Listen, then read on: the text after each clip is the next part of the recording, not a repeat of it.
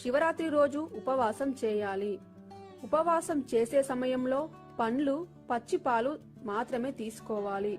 ఉడికించిన మరియు వండిన పదార్థాలు అస్సలు తినకూడదు. ఈ రోజు దేవాలయానికి వెళ్తే దేవాలయంలో పెట్టే ప్రసాదం తినవచ్చు. ఉపవాసం ఉన్నా కూడా అక్కడ పెట్టే ప్రసాదం తినాలి. కొంతమంది ఉపవాసం ఉన్నాము వద్దు అంటారు. ఎప్పుడైనా ప్రసాదాన్ని వద్దు అని అనకూడదు. అలా అనడం ఆ దేవుడికి ఇష్టం ఉండదు. ప్రసాదం దేవుడికి నివేదించినది కావున నిర్భయంగా తినవచ్చు. ఈ రోజు ఉపవాసం చేసే సమయంలో మంచం మీద కాని కుర్చీలో గాని కూర్చోకూడదు. ఈ రోజు కటిక నేల మీద కాని చాప మీద కాని కూర్చొని దైవనామ స్మరణ చేయాలి. ఈ రోజు కనీసం లింగోద్భవ కాలం అంటే రాత్రి 12 గంటల సమయంలో శివలింగానికి అభిషేకం చేయాలి.